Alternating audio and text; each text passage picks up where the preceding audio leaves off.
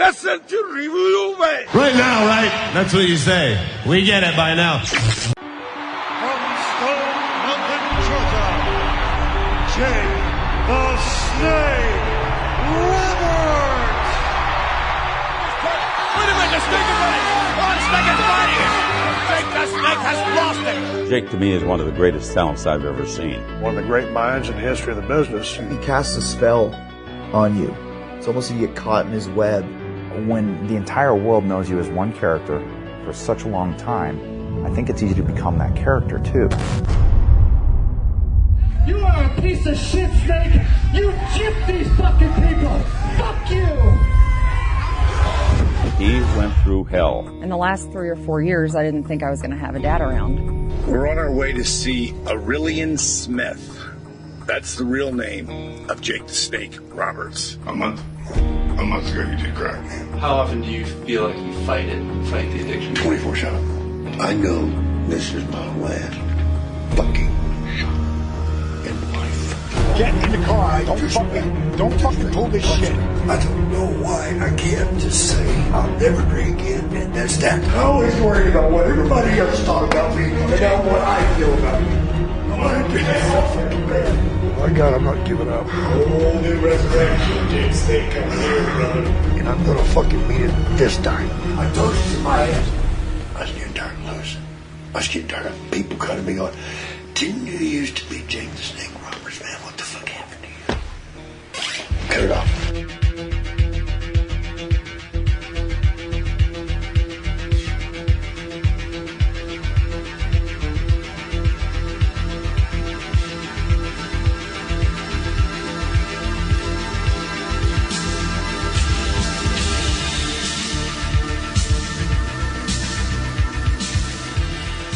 Welcome to Review-A-WAI.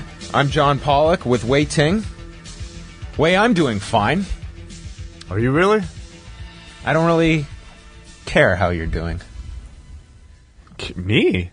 You gave me a lot of grief the last time I asked you how you're doing. Oh, okay. Very sarcastic.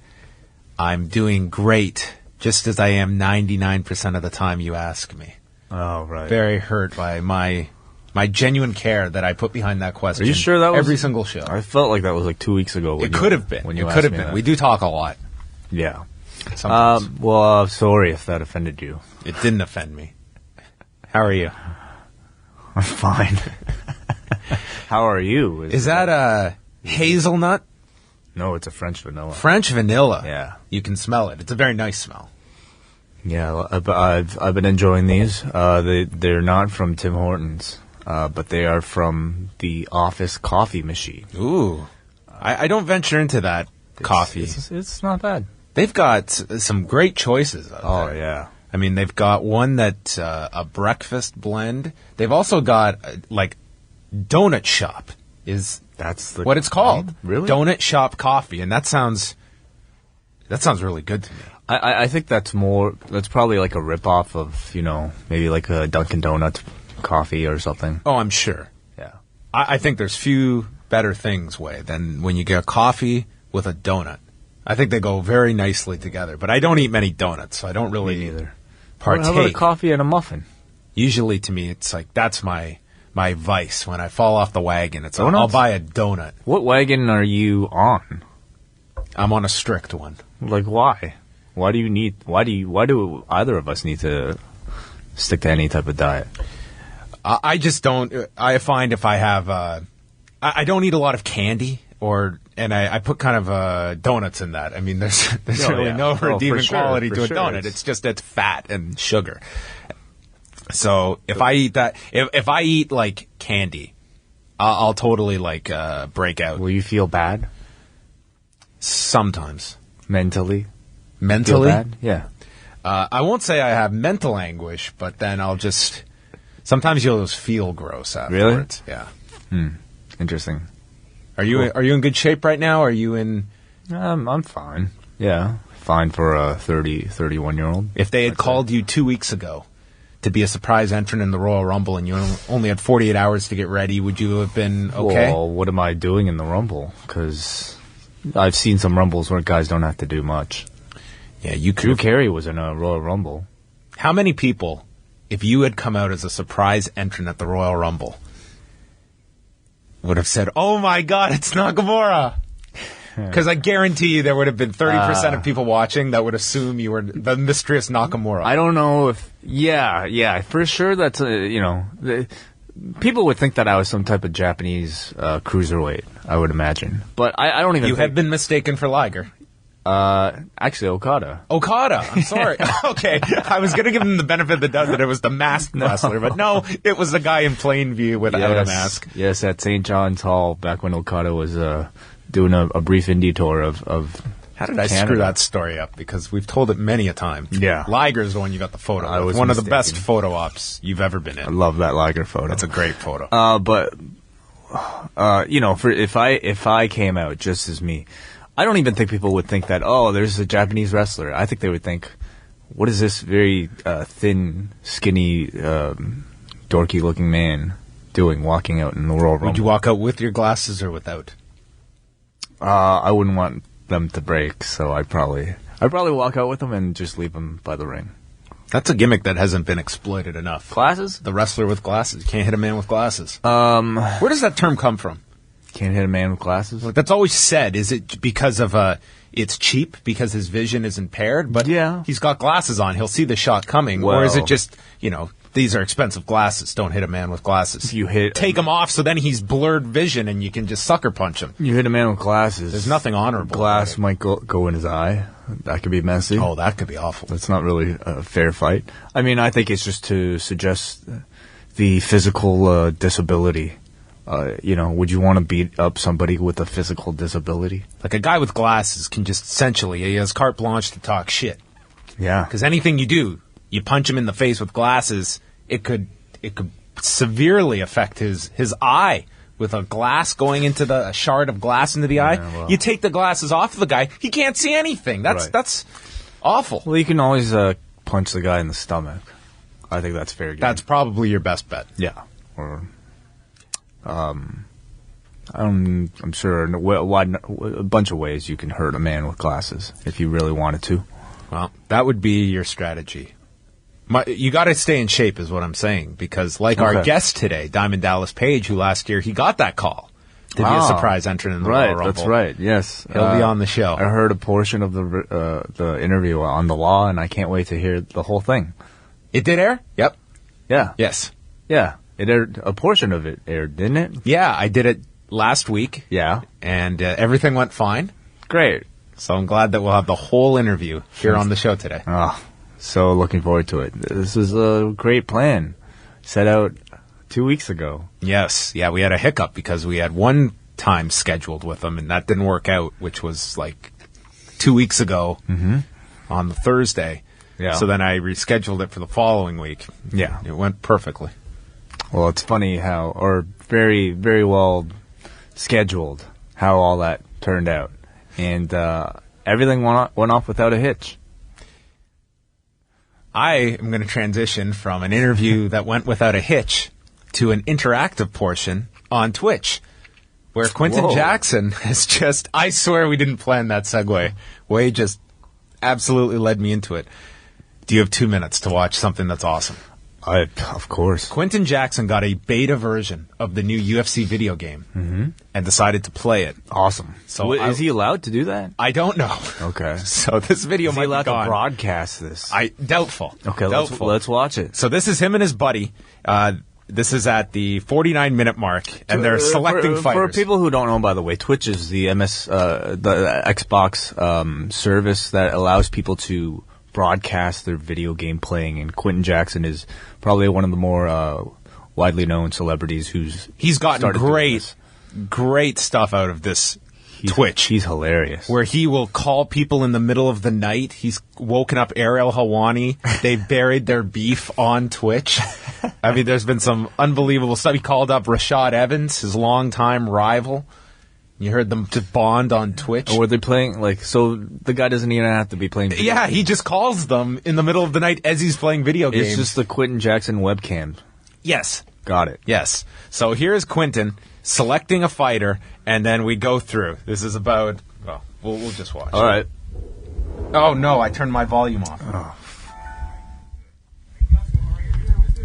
we got a white dude in the fro. Who's that? Gunner? My boy BJ Penn. Oh, they go CM Punk. Oh, CM Punk is in the game. Right. Oh, yes. All right, here we go. Give the people what they was asking for. All right, CM Punk. I go to Black Shorts. Hold on, they wanted to see the roster. But you guys, see, we'll show you guys the roster out there. Check Congo probably at the gym. Hey, Check Congo just was here a second ago. Surprised the hell out of me. I'm just walking in the hallway in the kitchen and Check Congo just go walking by. Okay. Good fix up. Okay. There we go. He's got CM Punk versus Nick Diaz right now. Look at his hair. Hold on, don't hit me. Look at his hair. Look at his hair. Look at CM Punk's hair. Look at his hair move around. Oh, snap. Oh, that's great. Oh, that's the bug. Man. I want to pick Diaz. When I knock your ass out, though, it's probably gonna flop around too. I want to pick Diaz. You want to be Diaz? Good head movement on Punk. It's an exclusive CM Punk's debut. CM Punk versus Nick Diaz. What? Hit my hair. Come on. Hit this hair. You can't hit this hair. You can't hit this hair, though. Quentin's really bad at this. You can't hit the hair, though. Homie, what's up? He's playing somebody online, What's up, isn't Nick he? Diaz? What's up, Nick Diaz? Hey, homie, I thought you was banned for 5. He kicked him in the nuts. Come on, get up, Punk. Punk, get your ass up. Oh, come on, get up. Run that back, Okay, I enjoyed that way more than Wade did. Oh no, it's very amusing. I can watch that. I love watching Quentin Jackson play video games. Oh man, yeah. I think this is a great vehicle for the man. No doubt. So there you go. Nick Diaz defeated CM Punk. Do you follow Up, Down, Down? Do you ever watch any of those? No, I've never watched any of it. Do you? I watch some of them. Yeah, they're very entertaining. How is Xavier Woods as a host? He's great. Yeah, he's excellent. And I think I haven't even watched the videos where they've brought in and done stuff with Kenny Omega. That's kind of cool. Oh yeah, I saw one of those. Yeah, I wonder how they hooked up. But you can really get a sense of who's booked on Raw and who's not by watching Up, Down, Down. And, you see constants like Damien Sandow, and you realize, oh, that's what this guy's been up to this whole time. He's always back there. Yeah, kind of was his Damien Sandow, Damien Mizdow trajectory. He went up, and he's gone down, down, down, down, down, down, down. Very good. Well, I'm on fire today, Way. I'm very excited for this review. You want to get into things? Yeah. The Resurrection of Jake the Snake Roberts. We got a number of requests to review this one. It came out on iTunes at the beginning of the year. Immediately got a lot of very glowing reviews. And first of all, whenever we watch a documentary, a big topic is footage and their ability to gather various footage. This might be the most WWE footage I've ever seen in a non-WWE project. To the point that they clearly had, you have one of two things. Either this is such an underground documentary that they're just hoping the WWE doesn't find out, or you have some very smart people that understand how to work around fair use. And in this case, Chris Bell is the executive producer of this, so I don't doubt that they went through the appropriate means to garner what I'll even say I thought was too much WWF footage, that they just blanketed around so much of this. Perhaps. And I would have to think that, Jake's and DDP's personal relationships with the WWE, Triple H, whoever, must have played a part in all this as well. I would have to think so. Yeah, quite possibly. I might have asked Dallas about that. I can't quite remember, because it was a week or so ago that we discussed, but I'm sure we'll probably get into that. Yeah, we'll find out. I guess with Jake the Snake Roberts, this comes up in the documentary. At one point, it's just kind of a passing comment about the people filming him, and at one point he kind of snaps and kind of compares them to the experience he went through on Beyond the Mat, which Beyond the Mat is a documentary that has near universal praise, but I don't say unanimous, because Jake the Snake Roberts has always been very upset at how he was portrayed in that documentary, what was pitched to him, and that it would somewhat be more of a kind of motivational, educational message, to the point that when the WWE put out that biographical DVD out on Jake a number of years back, they dedicated a chapter to addressing Beyond the Mat. I felt that the portrayal of Jake the Snake Roberts in Beyond the Mat was pretty damn accurate about where Jake the Snake Roberts' life was at that time. It wasn't pretty. It wasn't a glowing look at this legend. It was, here is a guy whose drug use has ruined this man's life, has ruined his career, and that's where he was when that movie came out in 2000. So from a more objective standpoint, I can see Jake being upset about that, but in many ways, I don't think it was... I don't know what was pitched to him. I don't know what Barry Blaustein conveyed to him would be the final product, but I thought it was pretty accurate in terms of the many, many stories you heard at the time of Jake Roberts. Yeah, and I don't doubt, in any type of documentary that there's an exaggeration simply by the factor of omission due to time constraints. You really only have enough time to kind of tell your cohesive story, and I'm sure there's plenty of footage from those interviews that they captured of Jake for Beyond the Mat, but they probably only chose to tell that side of the story. And I suppose if you're the subject, that's a little unfortunate because, in the years since, Jake Roberts, along with Scott Hall, have become sort of the figureheads of that, retired, broken down, drug-addicted wrestler cliche. But nonetheless, there have been other incidents that we've seen, that have kind of supported the stereotype, unfortunately. And even the idea of this documentary to kind of, show his redemption from that drug-addicted person, that life that he was actually leading, to somebody who's cleaned himself up, is almost a confirmation that that person did exist in that documentary and Beyond the Mat. Yeah, and Beyond the Mat, I mean, when we had Barry Blaustein on the show, we went over that. That was one of my favorite reviews when we actually got to have Barry Blaustein on the show. But they went into that documentary with the idea of almost casting roles. Like, here is the legend past his prime and down and out, and that was Jake. Yeah. And Mick Foley was kind of, when they started filming, he wasn't in the WWF, and he was on the Independents and had kind of filled that role as well. And then as they started filming, he comes into the WWF, and then he rises to this gigantic fame. They had to change course on him. And then Terry Funk played another role. Then you had Tony Jones as the rising up-and-comer with Michael Modest. So you had kind of these different roles that were already, you're going into this with this thought in mind. So with Jake, of course, you're going to have a certain narrative in mind when you're cutting this, when you're editing this.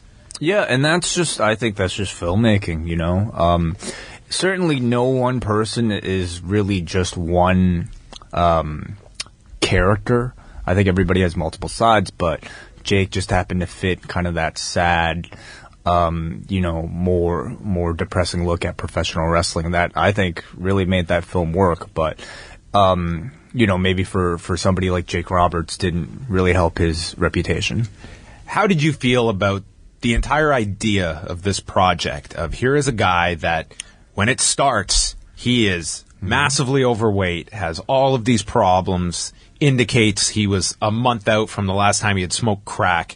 He was at a low point. And the decision to film all of this. Well, we should mention that much of this was all produced by Diamond Dallas Page's team, right? At DDP Yoga. And DDPY now. Why not DDP Yoga? Why not? I don't know. Maybe DDPY. yoga. It's like wrestling in WWE. I don't know. I can't tell you. So DDP and DDPY, they have their own team of video producers that I assume that they just use to promote DDP Yoga related things. And so this was all kind of in place. I don't know if it's just timing or what, but probably if there's one thing about this DDPY that we can see from that we can learn is that DDP is a fantastic marketer because there are plenty of yoga startups out there.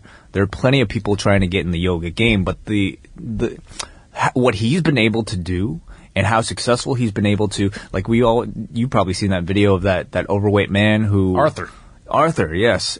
Everybody's seen that. You don't even have to be a wrestling fan. It's incredible. And that thing's gone viral. So I think, we really have to admire the marketing savvy, in particular the video production marketing savvy of him and his team. And I'm sure they saw first of all,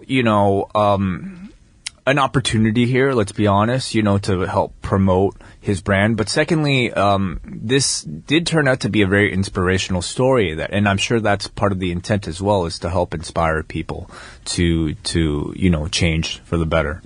I look at it, certainly there is something to gain here if you're Diamond Dallas Page, there's going to be a byproduct. If there's a success story here, there's a benefit that this program can greatly help somebody out. Mm-hmm. I really don't care about that if at the end of the day there are people that are much better off in life than they were before this. It's not all unlike the WWE wellness policy, which we can go into. I mean, it's good and bad. But the overall point of that, do we have healthier wrestlers today than a decade ago? I would very confidently say yes. And Vince McMahon stated flat out when he was having his those hearings, said it's public relations. Mm-hmm. Sure it is. I don't care. Yep. I don't care if it's public relations, the fact that they have this wellness policy or that they'll sponsor rehab for wrestlers. If at the end of the day there's something good that comes out of this, I don't care. Diamond Dallas Page, I think, should be applauded for what has transpired involving many of these wrestlers. Mm-hmm. And if it's really helpful, then maybe you want more of a spotlight on this product. If it's not going to say it's going to cure every addict out there, but is it going to make you healthier if you commit to this program? Yeah. I think the proof of these two, Chris Jericho, who said his career was saved from this, AJ Styles recently working with him, and probably countless others. Goldust is in this particular documentary as well. Mm-hmm. Like, there are real results. Oh, yeah. This is not just some bogus snake oil product. And to be sure, it's not just the working out, it's the lifestyle change too that they do emphasize in this. But how did this whole thing come about? Was it Jake who contacted DDP? I feel it was Paige contacting Jake is how it started, and realizing this guy was in a really bad predicament, very much like they outlined with Scott Hall. And when that video first came out, where Jake and DDP call Scott Hall and are filming it, there was a lot of criticism to that at the time. That here you Why are. Are you filming this? Why are they filming this? Right. And here's Scott Hall receiving a call. He's not really aware that this is all being filmed for a documentary. At the other side, the fact that this is all being filmed, I don't know if that gives some extra incentive to these guys, knowing that this is all being monitored and recorded, that it would keep them somewhat honest, even though these are performers through and through who see that red light. Definitely. And I was always watching this documentary with that in mind, that what you're watching here, you have to always take with a grain of salt, because these are dyed-in-the-wool performers that have always conveyed something to a camera that's not always honest. Absolutely. From the documentary, we can't really tell, how the ball kind of started to get rolling. It just kind of picks up from, Jake, showing Jake at his highest and then showing Jake at his lowest. And stating quickly, retirees have no purpose in life. Ooh, yes. That's where we started with Jake. Yeah, there's like a big opening montage, and I mean big, because they got a lot of people to talk about Jake here in this opening 10 minutes. And just some of the names were Jericho, Austin here talks about Jake, DiBiase, Mean Gene, Jim Ross, Edge. So they definitely had great access to the people for this documentary.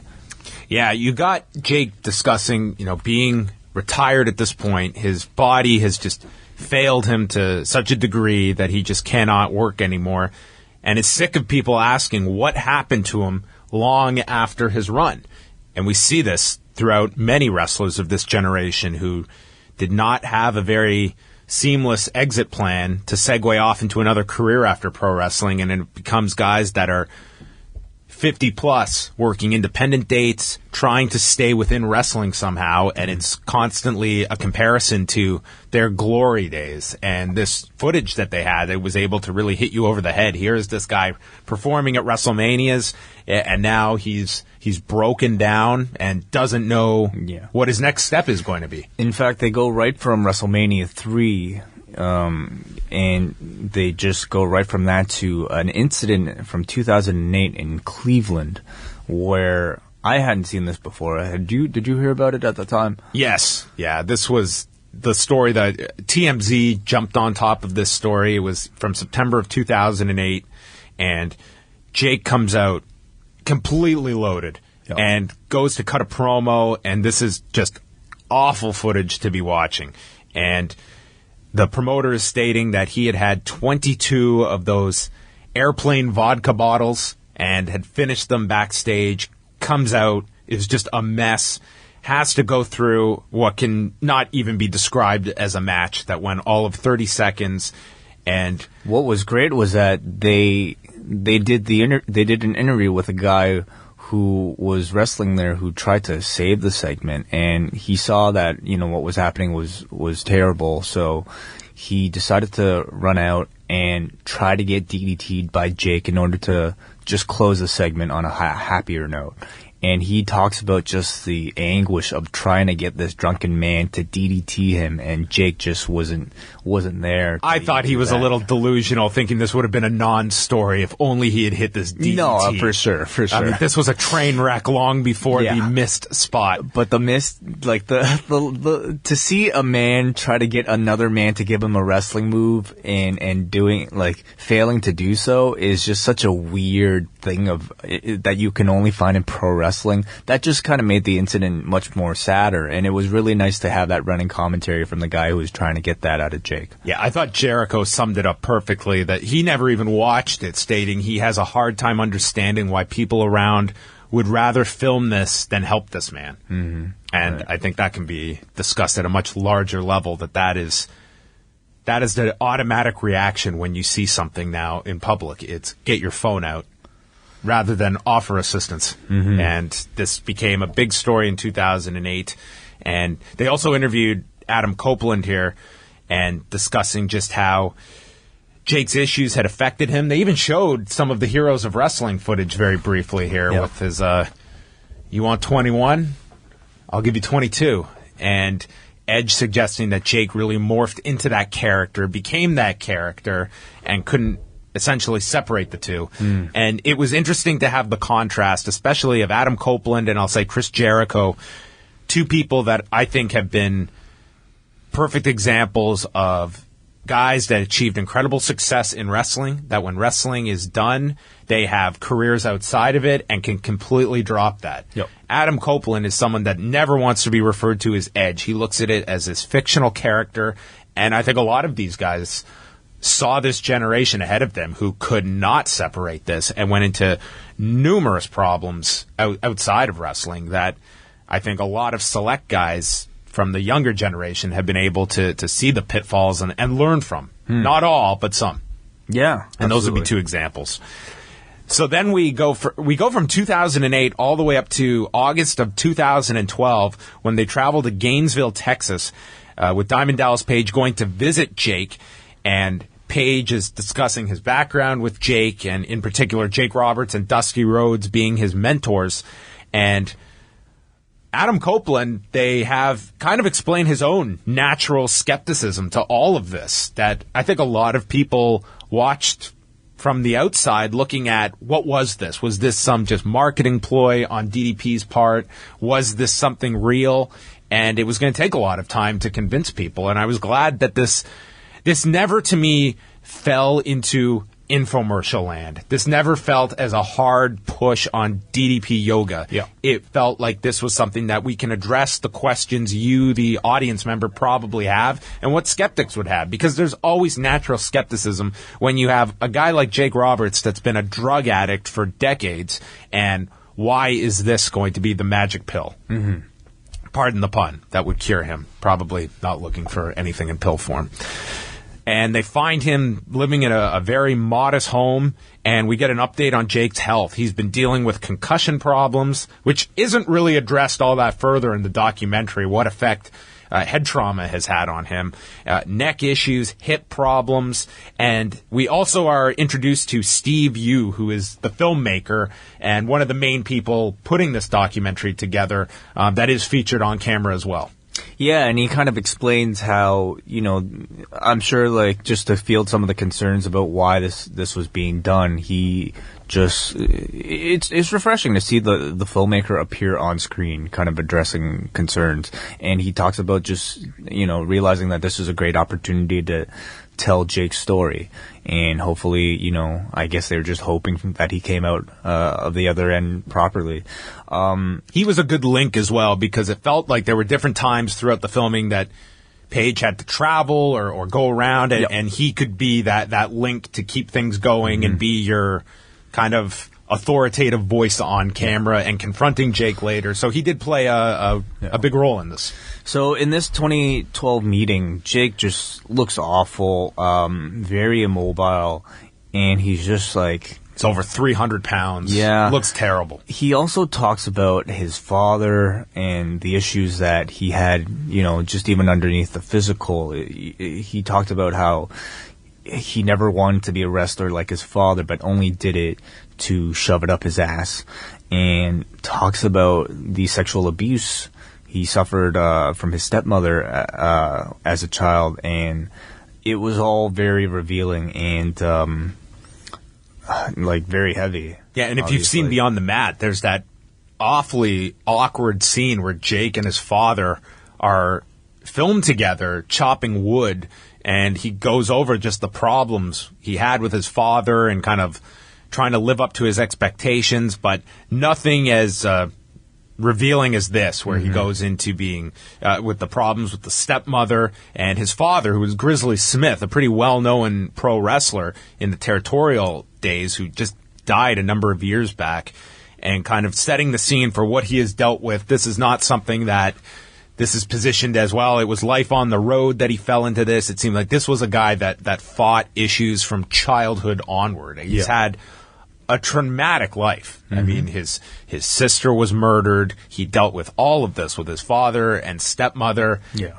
And drugs were a major element to his entire life. Definitely. And, just like he was in Beyond the Mat, you quickly realize from watching this that Jake is just an incredibly compelling subject for a documentary. He's, he's so revealing and so honest, and if he feels happy, you really see it. And when he feels sad, you really see it, and it really comes across on screen. So he's one of the more engaging people. Oh, When Agnew interviewed him last summer, I mean, that guy is an open book about things. I mean, because that was right when the Hogan deal happened, and being as open as he was to say, listen, I've used that word and that's pretty awful. I look back at it and a lot of regret.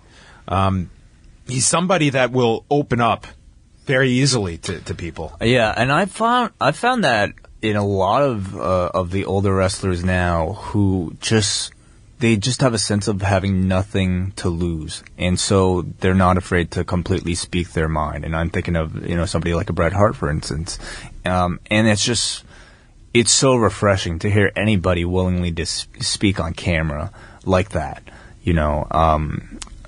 Especially in professional wrestling, where I think traditionally, and even to this day, people are so guarded about their true thoughts.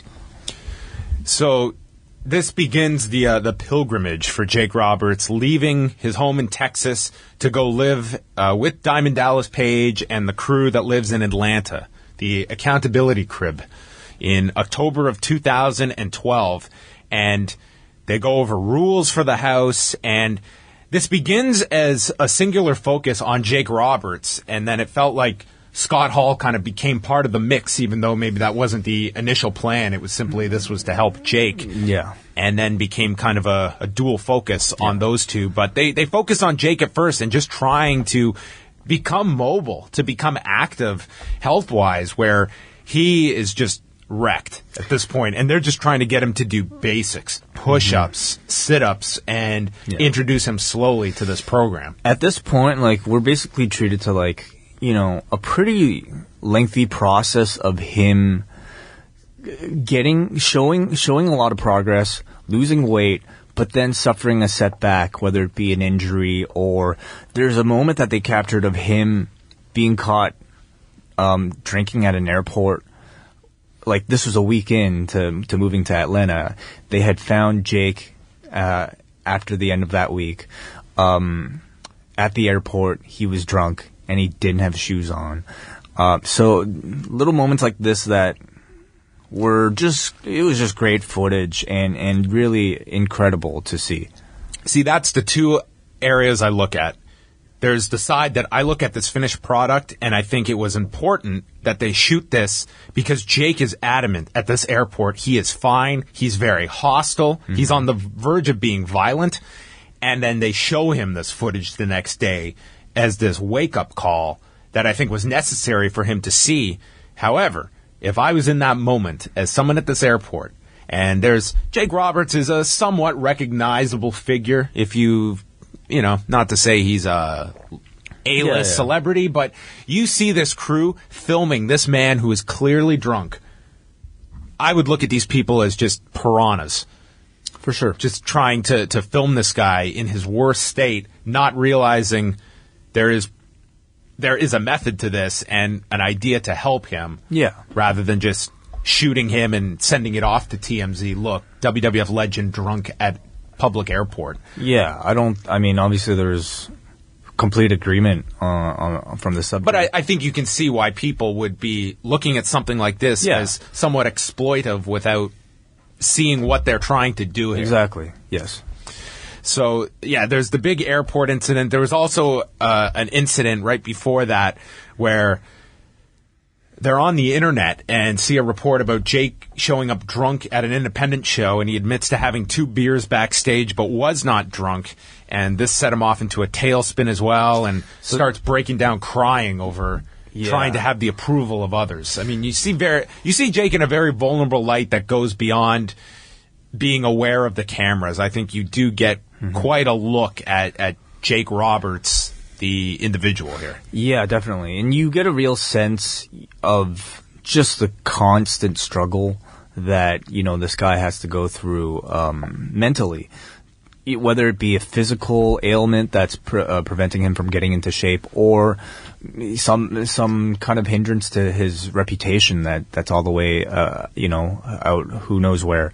But they're all setbacks, and I think it just kind of shows how slow and how big of a struggle this progression is. But I will say, it felt I got lost at times. Just trying to figure out how much time had passed, because I felt like certain parts of definitely a lot of scenes in the documentary, they moved a little too quickly and without really kind of the wrapping around of the beginning of a scene or the end of the scene.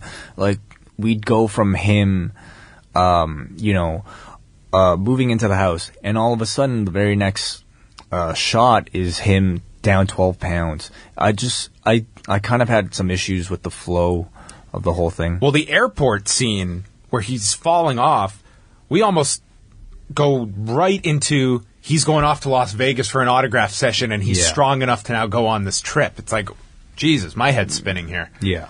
And I was not drinking. Mm-hmm. So, are we okay to make alcoholic jokes? I guess maybe sensitive subject matter. They also put him on Antabuse at this time, which is a medication you can take in pill form that will make you violently ill if you drink any alcohol. And that reminded me of Scott Hall was on Antabuse when he had come back to the WWF in 2002 with Hogan and Nash. And what did they do on one of the first angles on SmackDown? They had Steve Austin pour beer all over the guy in the middle of the ring while he's on this Antabuse. Jeez. And it's just stuff like that just makes you shake your head, and made me violently ill thinking about that decision making. Let's see how strong this guy is. So, I definitely had some issues with some of the pacing of some of these moments, and they got some great moments on film, some incredible moments, but I think the building up to some of these moments and the resolutions of some of these moments definitely could have used some work. So Jake goes to Las Vegas, which I think for any addict is probably the last place in the world that you're supposed to go to. But he makes it there. Do you remember that? And he makes it back. You remember that year at WrestleMania in Miami, and we went to Jake's Q&A late that night? And you had fans bringing him up booze. And, I mean, what year was that? 2012. So that was during this. That was the April before. October is when they showed up, when he moved to DDP's home. So it was that summer that they went to the home. Yeah. And then moved him to Atlanta. But that was, the WrestleMania before. Yeah. I mean, we're sitting there, and I felt incredibly awkward that here's a guy that has a noted alcohol and drug problem, and you have these fans that are just idiots, for lack of a better term. Yeah, but I also fault him for not turning down these drinks too, because I'm sure to this day Jake Roberts is going to get fans. You know, he's going to make an appearance, and people might be aware of the severity of his problems. They might not be, and they'd be offering him drinks. You know. So from Vegas, which he goes through the 4 days and comes back without any problems, and even takes a test afterwards to verify he did not have any alcohol. And he seemed just so incredibly proud of himself upon receiving the result of this test, like he had just, won a championship or something. And that was certainly one of the happy parts of this story. But it like I said, it constantly goes up and down. Yeah, they show after that him injuring his shoulder while training, and has a moment where he's just breaking down crying at how he's allowed his body, which he made his living off of, get to this point where he can't do anything, and his body has given up on him. And they realize that he needs surgery to fix his hip. Was this? This was when he met with the doctor, and he needed shoulder surgery, which was going to cost $8,000. And they create an Indiegogo campaign for him. And the next day, they've raised $7,000 over the course of a night. And I thought this was maybe the most, I don't know, favorite scene, but just his reaction to this that I think was genuine, just stunning amazement at these fans that are going to pay for his surgery. Yeah, absolutely. And it's not the first time we've seen on film, a pro wrestler's reaction to the amount of support that they would receive from an Indiegogo or Kickstarter campaign. You think the Nigel McGuinness documentary had very much a similar scene, like where the fans played the turning point in the story. You think the wrestler is at his lowest, but Indiegogo, Kickstarter, and all the support comes in. And it was really nice to see Jake find this out for the first time on camera. This camera crew must have had just hundreds and hundreds of hours. They had 24/7 access to this guy, which that means a lot of footage to go through. And is an awful process to go through if you're the subject. Yeah. Because I guarantee you, there are times that it's like, turn the fucking thing off. Oh, yeah, and we saw that, too. Yes. Yeah. So that was a pretty heartwarming scene to see his reaction. What did you think about it? They were very sporadic throughout the documentary, but we did see Jake's kids. He mentioned he has, 7 kids? And we saw 3 of them, 2 of his sons, and then the one daughter that was heavily featured in Beyond the Mat, where they had an awful relationship and were trying to resurrect that relationship. But they weren't in it too often.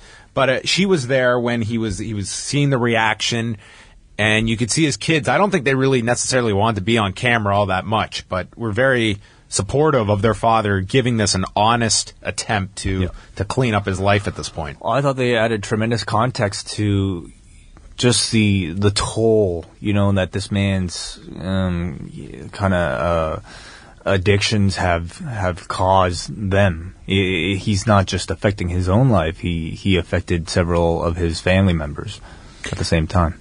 This is when it's kind of the second half of the documentary, when Scott Hall is introduced, and this started as a result of a phone call from Sean Waltman, who was very concerned about Scott Hall at this point, stating that he was looking for a gun, and Page notes how much Scott Hall and Kevin Nash helped him get over in WCW. And Page and Jake, this is where they do the scene where they call Scott Hall, who sounds awful, and mentions on the speakerphone that he's drinking vodka for breakfast, and he makes the agreement. He is at his lowest and is just willing to say, fuck it, I will do whatever you guys have. for me if you'll have me at your home because I'm done. This phone call was like very tough to watch.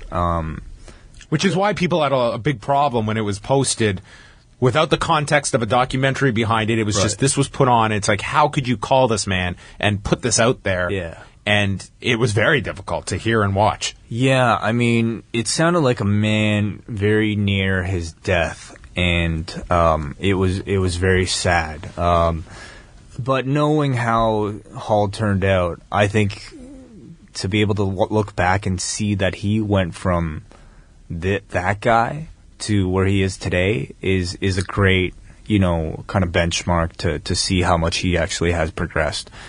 So again, some real incredible footage that they managed to capture. Yeah, Scott Hall is in awful shape himself. He said he weighed 310 pounds when he showed up in Atlanta. He's in need of hip surgery, so he's barely getting around at this point. So Scott Hall is the latest project as Jake is advancing. He's in pain, and like he's on the phone with Jake, and it's incredible to see Jake Roberts now at the point where he's able to help other people when, I'm sure just several months back he was in the same position as Hall. And Jake tells Scott that he's been clean for 60 days. And I think unless you've been through an addiction, like you and I, we don't know 60 days without drinking, that's nothing. But to an addict, that coffee way, like I couldn't...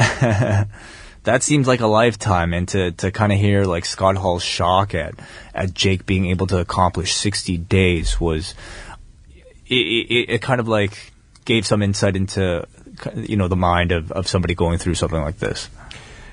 So they go to Las Vegas. Jake goes again. This is for the Cauliflower Alley Club in 2013, where those that attended said his speech was phenomenal, and you got to see some highlights of it with DDP introducing him, and then after that, Jake accepting the award and thanking his kids. It was a very nice speech, very reminiscent of the one he would give a year later at the Hall of Fame. And then Page is off. He's got some trip in Costa Rica, and he's packing, and we got this very bizarre story where Jake is with, is it his girlfriend that was going to get her hair cut? And then after that, they start talking about Jake's hair. And he starts getting really upset about the comments that guys in the house are making about his hair. And then he takes the cameraman aside and cuts this promo about his hair. And this raises the concern of those in the house that this guy's drinking again or doing something. And they force him to have an Antabuse pill, which he...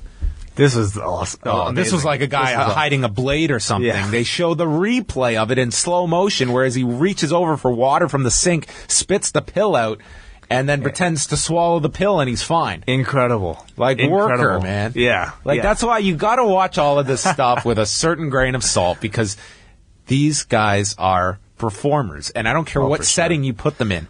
They're professional con men. That's it, physical con men, and that's the talent that I think we're also impressed by. That's professional wrestling. But you have this belief overall, and this is not just exclusive to wrestling, that what happens in the body of a wrestling show is that's all there for entertainment, but if it happens on a DVD release or a shoot interview or a guy is on Twitter writing something, it's like, that's all real stuff. It's like, these are just different ways that guys are working their stuff, man. But John, whether or not the cameras were there, this incident still probably would have taken place. I'm not so much directly from this scene. All I'm saying is that when you're watching pro wrestlers, these guys made their living off of making you feel a certain way about them. Well, they're all politicians. You say the same thing about politicians. You could say the same thing about actors. You could say the same thing about anybody who, reporters, journalists. I'm sure it's all to be taken with a certain grain of salt. But nonetheless, I was just very impressed at Jay's sleight of hand here. Very impressive. And that they caught it. Yes. As well, they probably went through. I wanted to see the replay footage of where they maybe zoomed in on their footage. So then DDP comes back. Dad comes back. Oh, yeah, Dad's pissed. Has a big talk with Jake. Diamond Daddy Page. Yeah.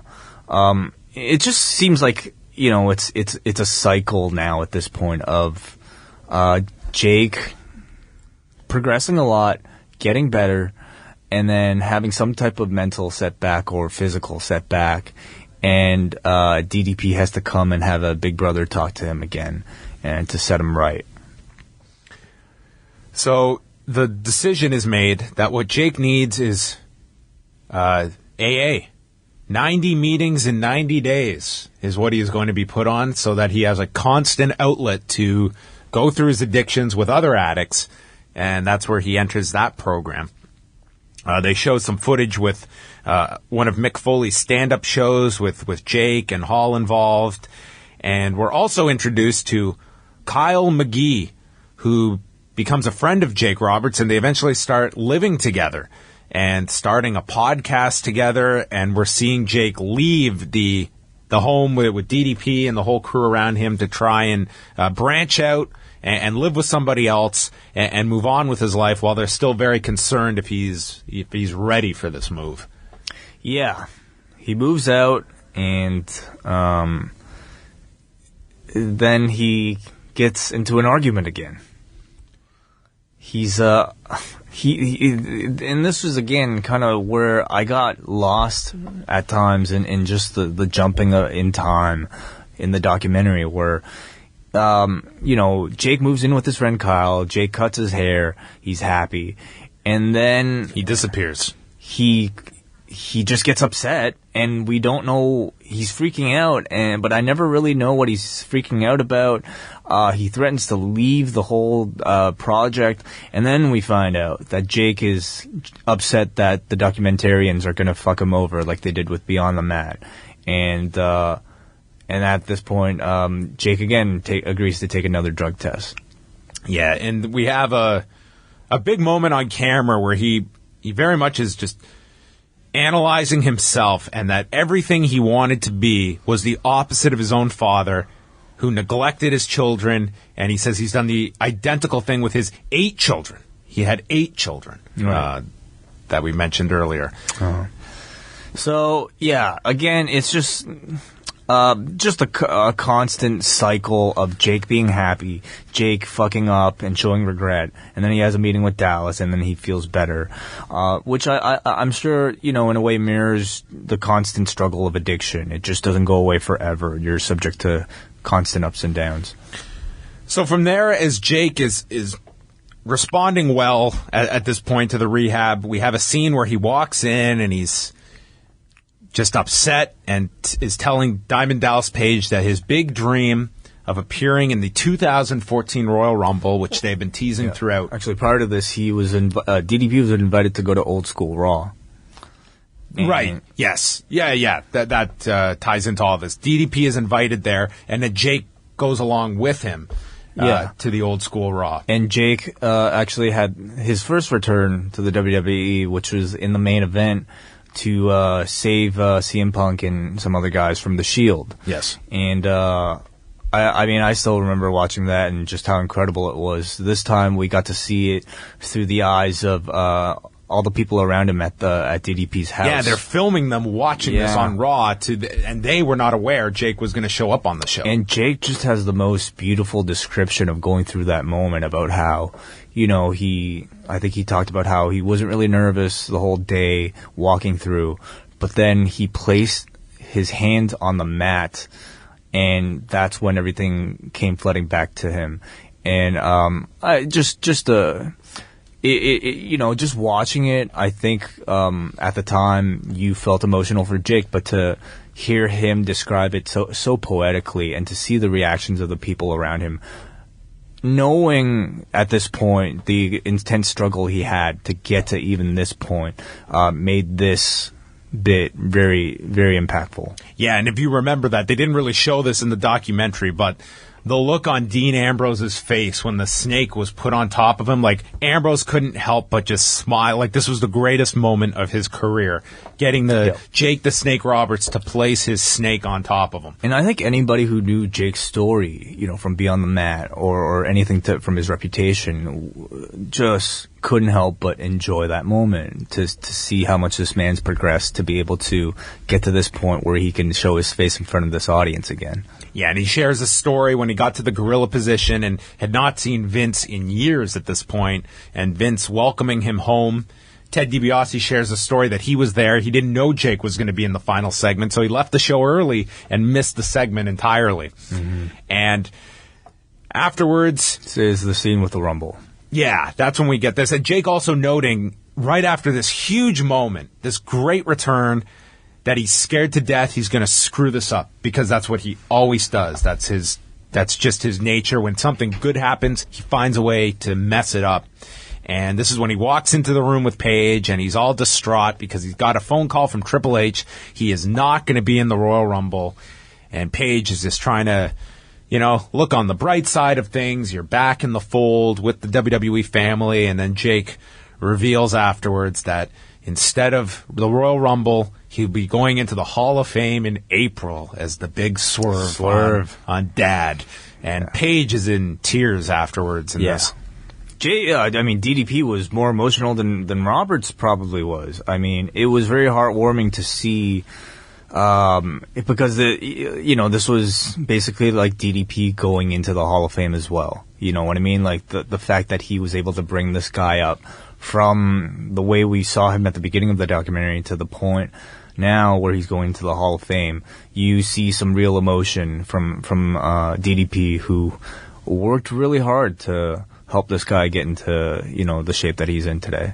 Yeah, and of course, then Scott Hall is also put into the Hall of Fame that year. So you had Jake and Scott going into the Hall of Fame that year in New Orleans, and we got footage over WrestleMania weekend, the two appearing at WrestleCon, and then highlights of the Hall of Fame ceremony. And that's as things close down. We get Jake ending the documentary with his Hall of Fame speech, and again thanking his family, and a really cool final scene where the three of them are in an empty gym together inside of a wrestling ring, and Scott Hall notes that he always felt safer inside of this ring, and Jake admits that he will never be cured from this addiction, but says, "My history will not be my destiny." Mm-hmm. To end this off. Yeah. And they dedicate this documentary to the late Roddy Piper and Dusty Rhodes, and that's how it concludes. I really like that little bit at the end. It was just kind of cute to see the three of them, these old timers get in the ring again and lock up, and it was really nice. I mean, obviously it was very staged, but it totally worked. Totally worked to close the documentary.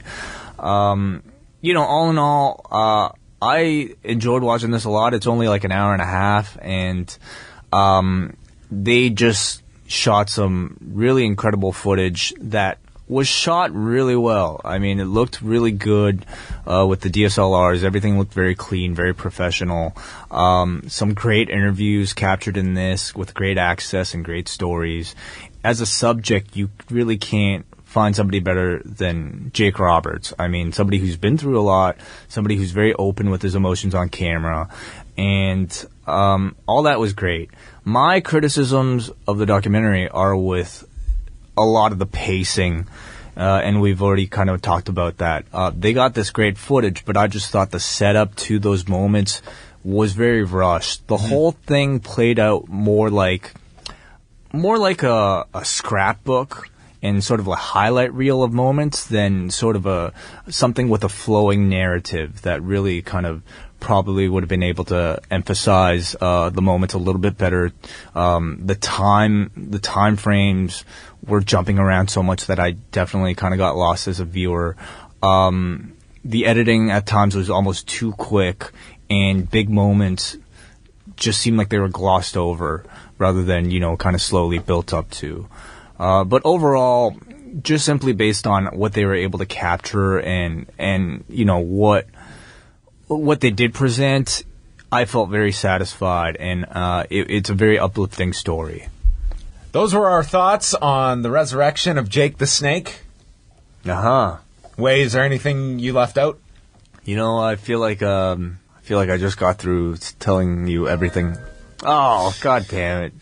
We almost made it. Damn. Oh, God.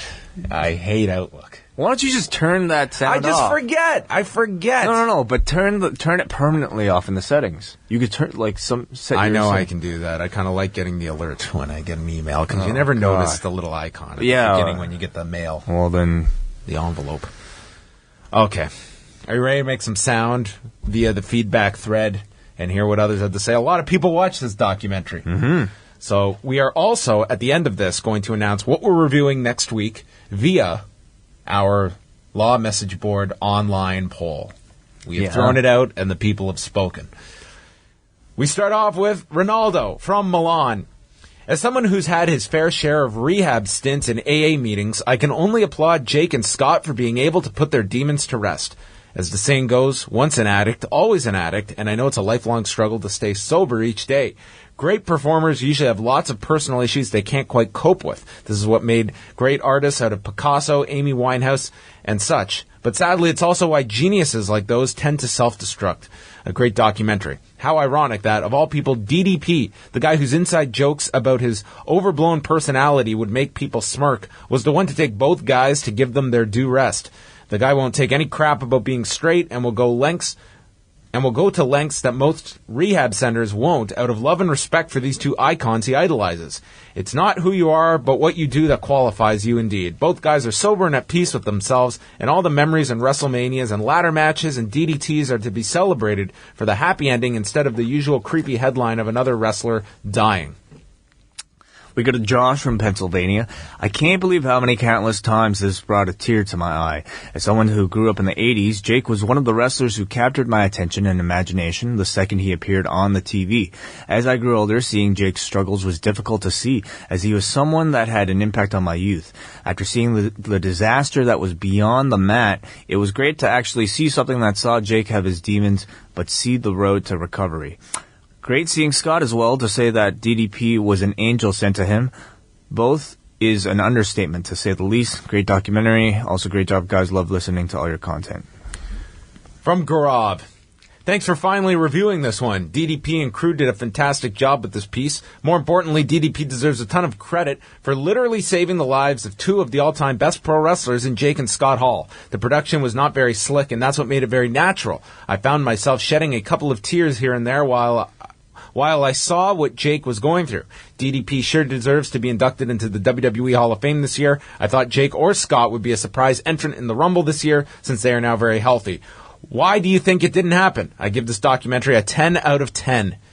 And not putting in the Rumble, I really had no problem. Scott Hall is in no shape or form should be doing wrestling matches. I thought it was enough that he took a back body drop at WrestleMania last year, which the guy's had a hip replacement. I don't feel you need that. And with Jake, I don't need to see either of these two men doing wrestling matches in 2016, even a brief cameo, which the Rumble, there was clearly a decision not to bring back any old names this year as in years past. Yeah, I'm just trying to, in my head, I've tried to imagine how that would actually go. And, no doubt, Jake is probably the most mobile he's been in many years at this point. But still, to have to go in there and to see him in the same ring as somebody like a Dean Ambrose, and to actually look for a Dean Ambrose, for instance, to have to sell a punch from a Jake Roberts, I don't know if they want to treat their current performers like that as good of a feel-good moment, as it would be. I think oftentimes, and these two are perfect examples. Addiction aside, the physical ailments that these two have had throughout their careers of doing this, and it's like they get to a point where they've been able to address these physical limitations and injuries, and the end goal is, well, let's put them right back into this scenario and risk them blowing out a knee or hurting their hip. I think what we got though on that old school Raw was the perfect way to use Jake. Yes, I agree. But what about a gimmick battle royal? How about that? Oh, the gimmick battle royal. That did not go over well with some people. Why haven't they done that again? Because some people were very adamantly thought it was a joke and it shouldn't be done again, even though I thought it was a fun part. It was a fun match at WrestleMania 17. I agree. We go to Chris in Ottawa. This documentary is a very impressive piece of work, and I'm glad that they didn't rush it in order for it to be released at the peak of all the coverage. A question for you. The DDP contingent organized an Indiegogo campaign to fund Scott Hall's hip replacement surgery soon after a similar campaign was conducted for Jake. Jake couldn't have afforded the medical care otherwise. Scott Hall, on the other hand, almost certainly could have, as he still owns a rather large home in Florida and is his primary residence in Georgia. Has anyone gone out of their way to point out how the DDP yoga folks, in this instance and others, prey upon fan sympathies in order to generate revenue or funding? It reminds me very much of Jake's Hall of Fame speech with respect to playing with the audience's emotions. Well, there's our cynical take from Chris in Ottawa. I can't speak to Scott Hall's finances. I mean, I'm not aware of what his financial situation is. When it comes to a guy's health and the amount of wrestlers we see that have gone into financial burden years in their life, I really have no issue with the fans that want to contribute to something such as a guy needing a necessary surgery for a better quality of life. If fans want to donate, I have no problem with that. It's when you get into silly stuff that they're going online to try and raise money for, or for products that they're never going to see the light of day.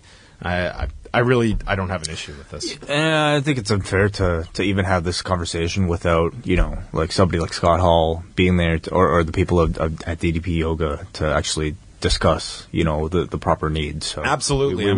A lot of fans look at wrestlers and just assume they had some big years, that's all saved. And it's like, that's not always the case. Even some of your best years where you don't know what their finances are at this stage of the game. Like, what has Scott Hall been doing for the last decade for money? So it's very hard to talk about. That was me. Yeah, so that was me. I did that. Oh, I'm all confused. All me, man.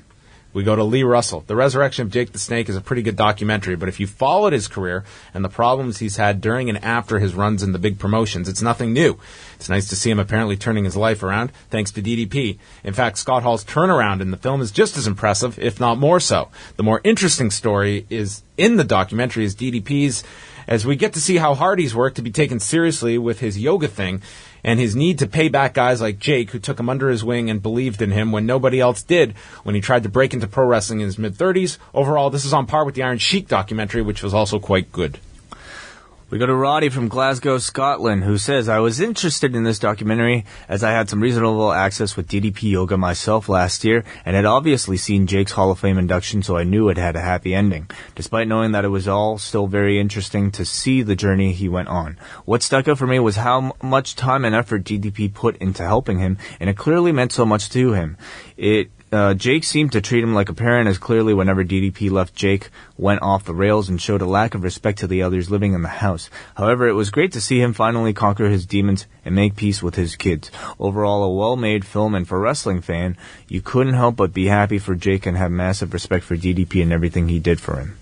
Alex from Toronto writes, I was so happy to hear that you would be reviewing this documentary. I actually watched it in the movie theater when it was playing here in Toronto at the Carlton Cinema.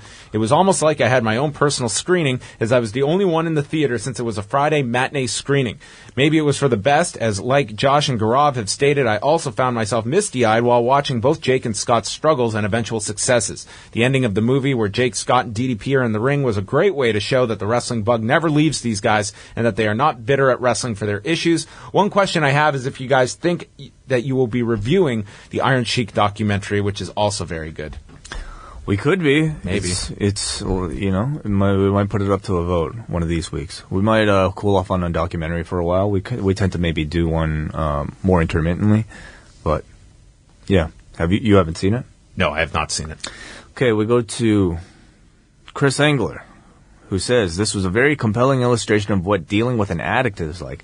I appreciated that they showed Jake making progress, but never left you with the impression that he was fixed and lived happily ever after. It was great to see the milestones Jake achieved, but I like that they made it clear that recovery from addiction is a day-to-day struggle that will have its ups and downs, and that it's best to focus on the here and now. I like that they put a lot of importance on Jake entering the Cauliflower Alley Club and presented it as an honor on par with the WWE Hall of Fame. It would be interesting to know why Jake wasn't granted his wish of a Rumble appearance. And our final piece of feedback comes from bartender Dave from Bryden's, who is recently a guest co-host on What's Next. Oh.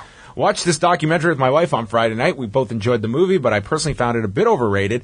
Maybe it was that I went into it hearing only good things, and I found it fell a little flat. As stated above, I liked how they showed that battling addiction is a day-to-day struggle. I've been battling my own demons for over 20 years now, and I know how hard it can be, and found some scenes hard to watch. DDP stole the show for me and really came across as an amazing individual with a beautiful heart, and I don't think that he was putting on a show.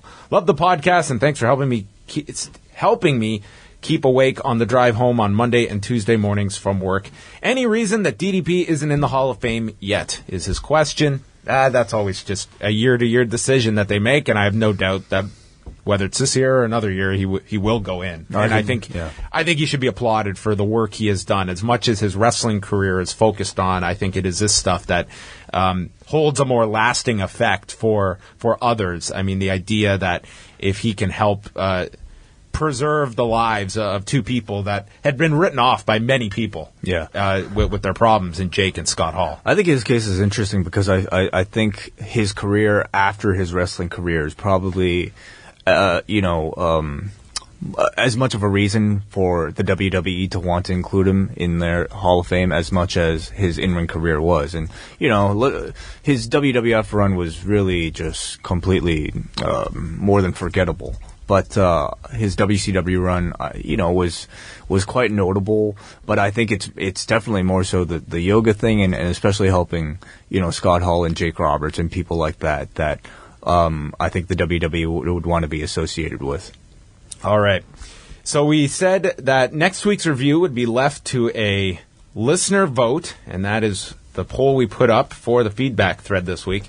The options were WCW Super Brawl number 2, WCW Super Brawl 2000, WWE No Way Out from 1998 and 2002, and Ultima Lucha, which was the season finale of Season 1 of Lucha Underground. And the winner, Mr. Ting, as I refresh my browser just to get in any last-minute votes, the winner is WCW Super Brawl 2000 with 43.14% of the vote. Wow. So narrowly edging out No Way Out 2002.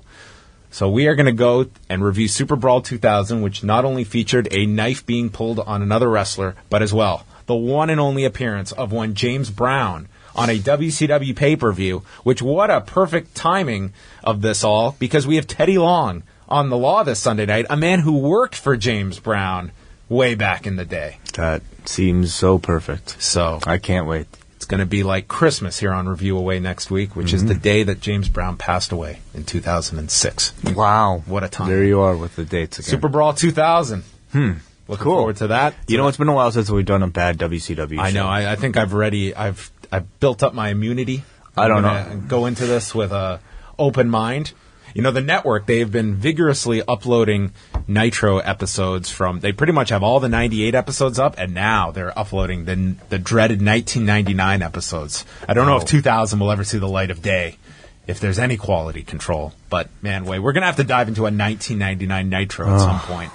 They've got the Nitro up from the Air Canada Centre with the Goldberg, Bret Hart chest plate angle. I remember watching that live. Yeah, I don't know. Better angles during the last 2 years of WCW's run. Yeah, well, which went nowhere. Plenty for us to watch. What do you know? What will be on the WWE Network on Sunday night? On this coming Sunday night, I can certainly look it up as we look at what the WWE Network has. You know what I hate about this online version? What? Okay, that's one click to the main page. Another one to this one. Yeah. That's 3 clicks. 4 clicks. Yeah, you gotta log. 5 clicks. I know. 6 clicks. Yeah. When you have a Rogers subscription, 7 clicks to get to the network. It's ridiculous. Yeah. Holy Christ! I know 2016 problems, but seriously, that's just too much, man. It is. What is going on? The WWE Network. I mean, we need to just. Too much. Let's jump to Sunday night, February the 7th. This is what they'll be combating the Super Bowl with. You watching the Super Bowl on Sunday? Probably not. Broncos and Cardinals? No, I'll be watching the WWE Network, and what will I be watching? Holy Christ, this scroll. Almost as many clicks as it takes to get onto the network. Probably to edit scroll all this. down. Oh, they're replaying WrestleMania 4, and the photo to promote WrestleMania 4 is last year's WrestleMania poster. Have we done WrestleMania 4? I believe we have. Okay. So basically all that was just to build up our plug for our new YouTube channel. That's correct, Way. Tell us about the new live audio wrestling YouTube channel, which is going to be a major focus for us this year. Yeah, we want to start doing more video. Of course, that is our professional background is video. So you hear us every single week now. You get to kind of see us while hearing us. Which can be good and bad, depending on your level of asshole. So we'll be doing a lot more on the site. We're going to bring back Ask Away this week, which you can check out for probably on Friday night. You'll probably see this particular review that you're listening to right now also up on YouTube. So if you are listening on YouTube, youtube.com/live audio wrestling, then hello. But if you are just curious, you should check out the YouTube versions just because you can skip all this terrible banter like you're hearing us right now. We actually have chapters using the annotation system in YouTube that you can use to skip to all the various parts of the review. So if you're sick of me talking right now and want to jump to the DDP interview, you can just click the little button up there on the front page. I always skip our banter. And just subscribe because Review-A-WAI in 3 minutes, all our good stuff, everything is going to be up there, and we'll be throwing up a lot of surprises up there in the coming weeks. So check it out. Yes, and we have reviewed WrestleMania 4. Great, awesome. So prepare for WrestleMania 4 on the WWE Network this weekend. We will also be putting up that particular review up on the site, on the YouTube channel. So Ted DiBiase we got on that show. That is true. On that particular Ted DiBiase joined us to chat about the tournament that year where he went to the finals, losing to Randy Savage. And if you have not checked out the Review-A-WAI videos, the intro alone, unbelievable work by Wei Ting. If you ever wanted to see the Iron Sheik say, listen to Review-A-WAI. Which many people did not realize that was him. Yes. Giving us a promo way back. Okay, so to wrap things up, do go and subscribe to the new Live Audio Wrestling YouTube channel, which features all of the stuff that Wei listed. Yeah, I should also mention we might not have the custom URL yet at the moment, youtube.com/live audio wrestling, but you can access it just by going to Google or YouTube and just search Live Audio Wrestling. Perfect. And as we did mention on Monday, I'm going to repeat now the fact that Wei Ting and I, this year we will not be going to Dallas, Texas for WrestleMania. So some unfortunate news, but there are just circumstances that we have to be here for WrestleMania week here in Toronto. So we will be back, but we are planning tons of big coverage that week for WrestleMania. I would venture to guess we will probably have minimum one show a day going into WrestleMania on Sunday night. So we have lots of stuff planned and a lot of video components as well that we are working on as we speak. So Heath Slater will have to wait, unfortunately. Yes, he's going to have to hold his breath for at least a year until we see him again. So there you go. That is going to wrap up the show. And to take us out, well, it's going to be a long extra because this is our unedited chat with Diamond Dallas Page, who I recently spoke with about the resurrection of Jake the Snake, as well as DDP Yoga, brand new DDP Yoga app that Wei is preparing meals off of now, which contain videos and recipes.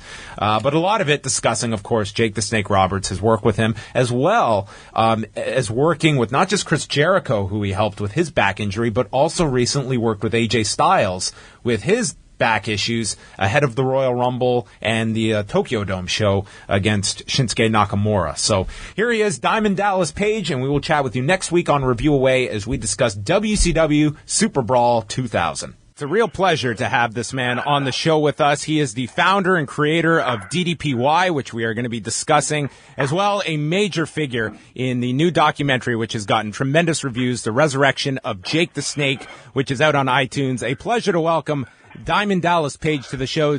How are you doing today, Page?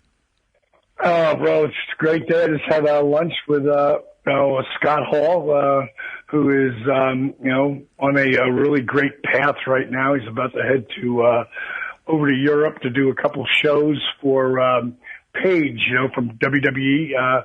That beautiful diva. Both her parents wrestle. Mm-hmm. And they have their own federation over there, and Scott's going over to do 2 appearances for him. And, after Scott came through the accountability crib here and was sober all that time, he fell a few times afterwards, but he's back on track now for the last 3 months, and couldn't be any prouder of him. I just hope he keeps moving forward. So, because he does a lot of really good things when he's sober. What's the latest on Scott's overall health, how he's doing? I mean, that's documented very well in the documentary, his heart, his hip. How's he doing physically?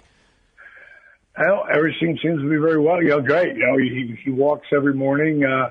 He gets over to me about 2 or 3 days a week when I'm in town to do the DDPY. And we, when I'm not, I've showed him how to do certain things. So he's always strengthening his hip and breaking up scar tissue and feeling better. And his heart seems to be doing really well. And when he's not drinking, he's in a way better spot. So I just pray to God that he just keeps moving forward. That's all you can, Is it with a source of pride that now you can look back at a documentary like this and you hear how Scott's doing and he's able to, it's night and day where this man was a couple of years ago, that you were a huge inspiration for these two to change their lives around? Is it almost like you're looking at, you're more than just your friends and your peers? This is just a remarkable recovery that these two men have undergone through a lot of your help.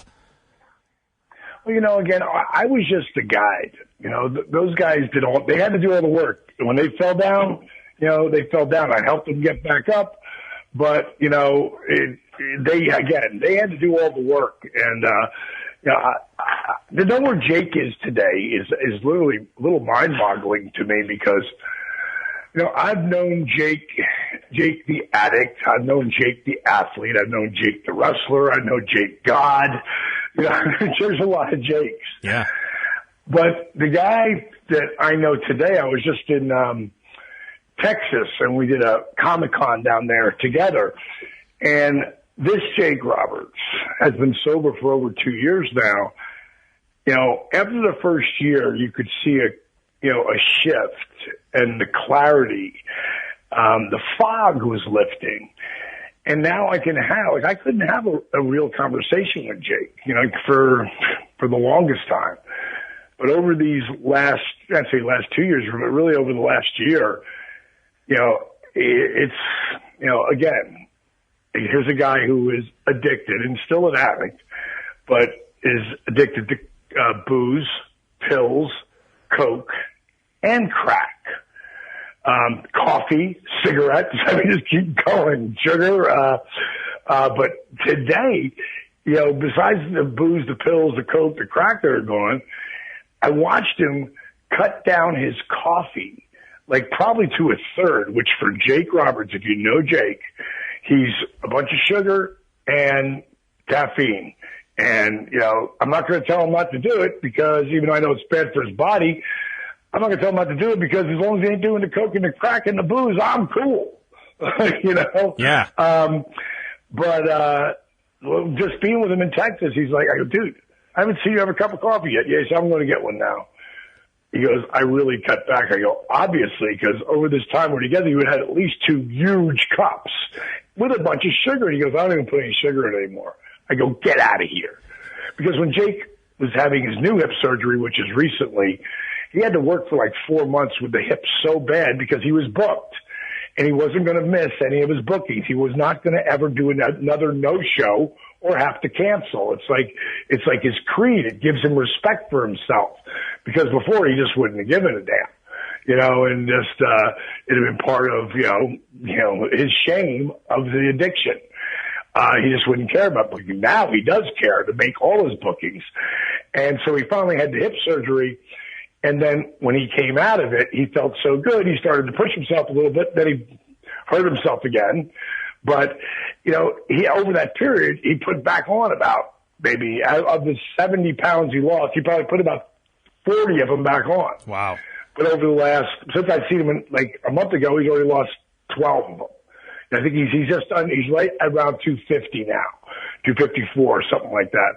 But those are wins for Jake. Anytime he can control his weight, and he knows how to do it. He knows how to eat now. He knows what nutrition to put into his body. And at 60, going to be 61, you got to be on top of all that stuff, especially when you abuse your body the way Jake did. When it came to the actual process of taking these two through this program and documenting it all on camera, how important was it that, as it's outlined in the documentary, when we see Jake stumble, that he can see this for himself on camera and he can relive this for the next 24 hours and see himself in this state? How much of a difference did that make for him to see what his state, how it was altered when he would stumble? Well, it's a big part that didn't even happen like that, because when we'd film it, we'd put it up. Jake would never look at it. And I think that had a lot to do with him stumbling, because he never did see it. Not until the last time when he was on his last fall, we're getting ready to put this movie out. And it hadn't been that long, since the last fall. Yeah. And I told Jake, I said, first of all, when we sat down to watch the movie, I said, listen, man, I said, first I have to ask you a question. I said, what's the most important thing about our business, sports entertainment? And he said, the finish. I said, exactly. I said, our finish is strong. You know what we did. But when you see it on film, you're going to be really proud. Getting there, there's some really dark spots. He goes, I know. And I go, no, I need to tell you this. There's some stuff that's going to be really hard for you to watch, because I know you never watched this before, any of this film. Any of it, he would just not, when everybody was watching the new videos out, and, he'd walk out of the room. And I said, now you got to watch this. And you cannot get up. You cannot leave. I go, that you have to promise you'd never walk out in a match. I said, you can't walk out in this movie. He goes, I won't. I go, no, but listen. You can't walk out in the movie, but I'm going to tell you right now, dude, if you are not behind this movie, and it's, like I said, it's a really inspiring movie, but there is a lot of you're not going to like watch it. I said, if you don't want us to put this movie out, it's dead. That's where it's got to go. So you got to remember, I called this the resurrection of Jake the Snake, before I ever even got to Jake's house.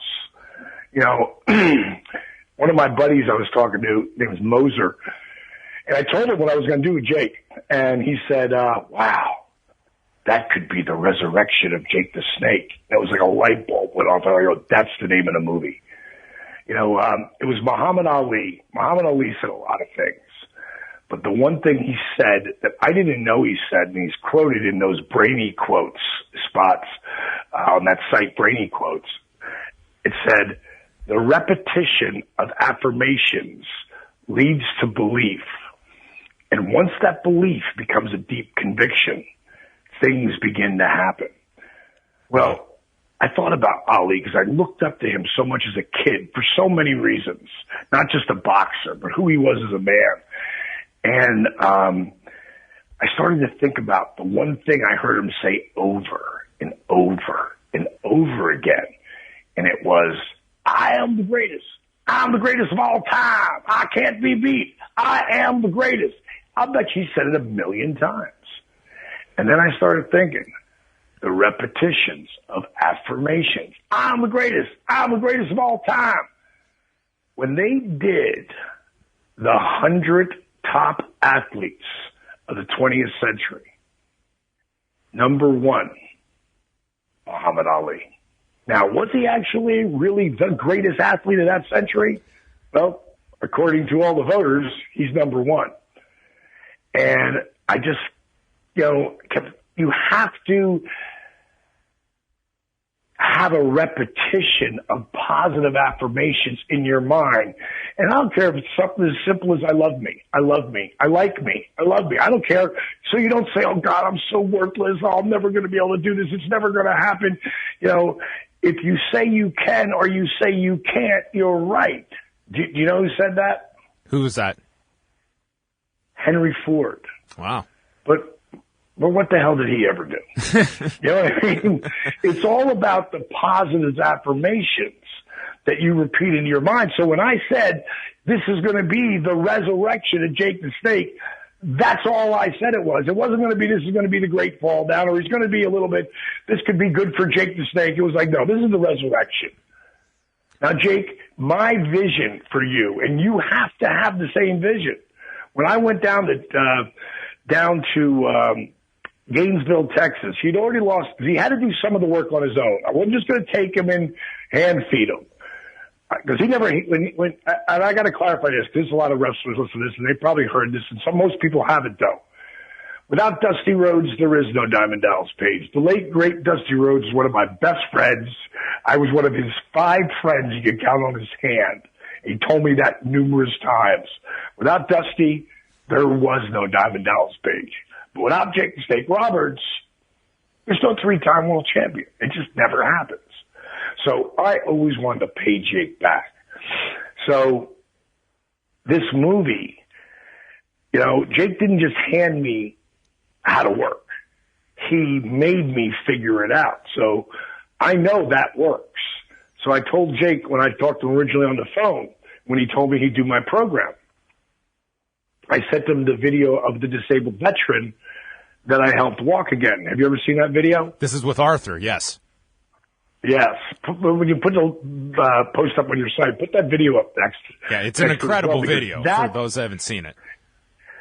And as someone who has seen it, you know, it's like something you can't watch too much. You think you're having a bad day. You don't think you're going to be able to, you know, make it to a workout, or you don't think you're going to be able to eat the right way. You don't think, oh God, I have it so bad. Watch that video and watch what's possible, because that's really what that video is all about. Anything's possible. I showed that to Jake Roberts, and he said, send me the program. I said, don't do any of the workout stuff. Just do the eating plan. Try that phase 3 eating plan. It's going to help you. It's going to make you feel better. Jake was 307 at the time. You know, 9 days later, he was down 8 pounds. Didn't do anything. I was like, don't do anything else. I'll be there tomorrow. And I brought Steve Yu, the director, with me, and we started to film this movie. I never knew he was as beat up as he was. I mean, I was sure, you know, he's okay, he's overweight. I don't care about that. But when you're overweight and you're beat up like one of the boys, when your body is going through the beating that Jake Roberts has been through, well, you know, that's a whole different animal. Jake couldn't go from standing to the floor, off the floor to stand back up. He couldn't do it. So I had to, you know, give him a chair and help him move around like that. And long story short, when I left there, you know, I told him, I said, you lose 20 pounds, I move you to Atlanta. And he lost the 20 pounds. So I moved him to Atlanta, and we started on this journey. And, you know, as you know, there's a lot of dark spots in it. But when we got to the end of the movie, when we were sitting there in that room, and we got to the end, and I'm biting my tongue because I'm not going to say, so what do you think? I want him to react. But he doesn't do anything. And then finally he looks over at me. And then he looks back at the TV. And then he looks over at me. And I'm thinking, say something, you know, but I'm not saying that. And he looks back at the TV. And he says, what, no cartoons? And I just started laughing. He said, so what's the deal? Did you like it? He said, no. I loved it. Wow. Because I didn't like looking at the spots that are dark. He said, but that right there is a wake-up call. And I think there's 3 things why Jake finally was able to get where he is today, and I hope he can continue it. Because, you know, we're not around each other a lot anymore. And you are the 5 people you hang out most with. That's who you become.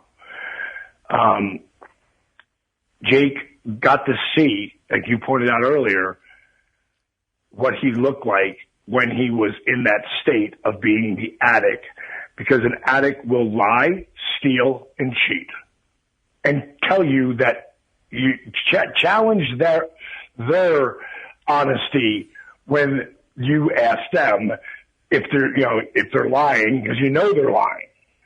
That's what they do. So being able to see that, also being able to take interviews. And that before Jake's last fall, I, sat him down and we stopped making the movie for a while. I never stopped editing it, but I wanted him to think we stopped everything. Because I told him, I said, Jake, this isn't about Scott Hall. Scott Hall is a player in this movie. You are the star. Your participation in the resurrection of Jake the Snake could end up changing tens of thousands of people's lives. Hundreds of thousands of people's lives it could change. Because when an addict has a problem, it's just not his problem. 9 times out of 10, it's his parents' problem. It's his spouse's problem. It's their kid's problem. It's affected, one addiction could affect 20 to 40 people or more. Yeah. So Jake has the opportunity, I told him, I said, to change lives at a whole nother level. But I'm not putting this movie out unless you're straight. Unless you're walking the talk, dude. I said, I'm not doing it. I don't care what I got invested in. It doesn't matter. Not putting it out there. And I said, here's what you're going to have to do moving forward to get my attention.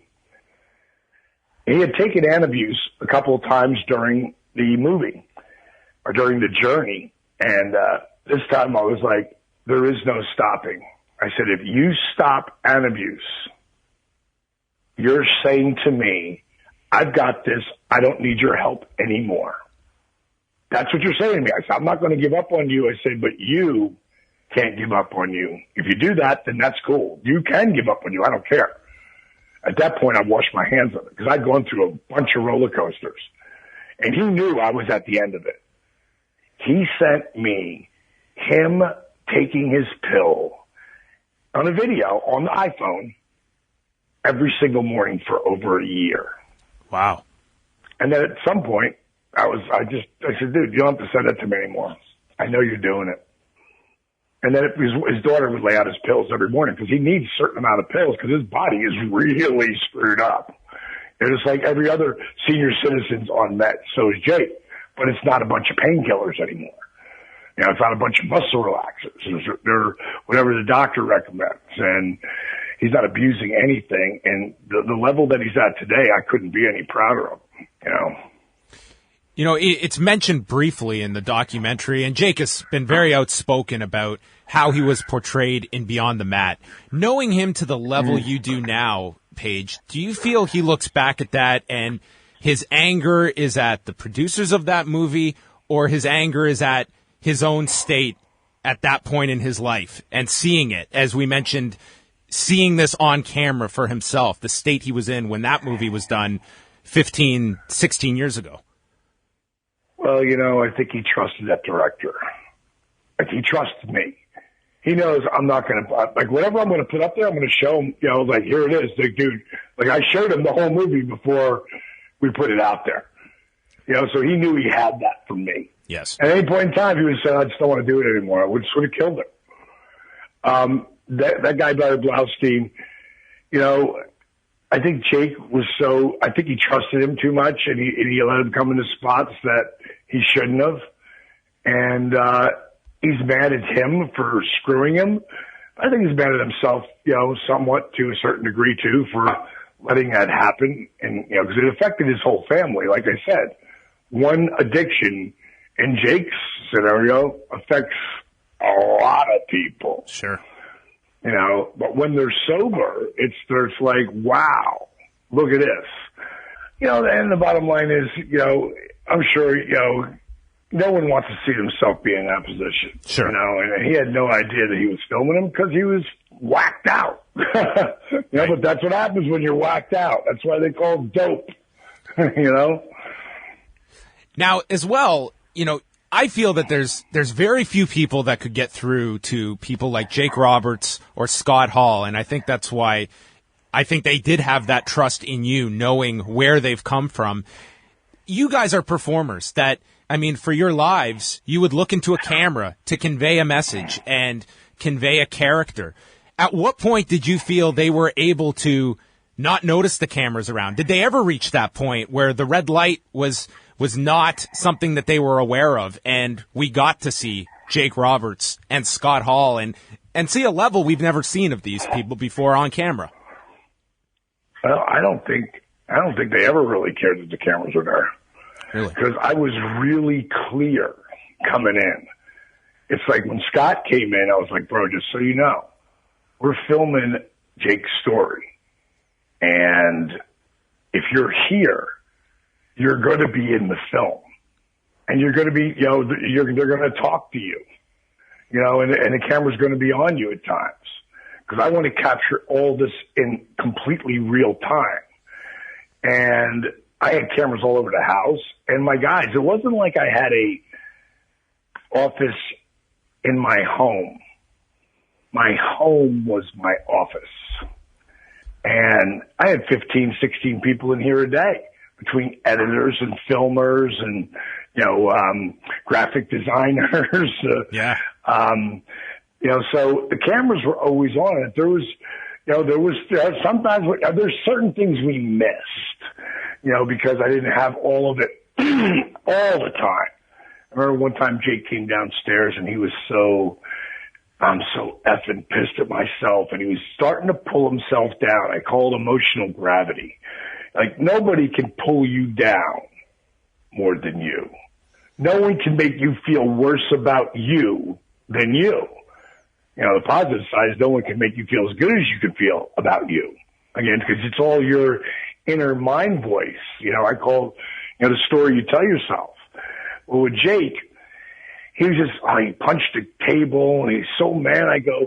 And I said, so what's the problem? And he told me, and he's so frustrated with himself. So I said, come here, I want to show you something.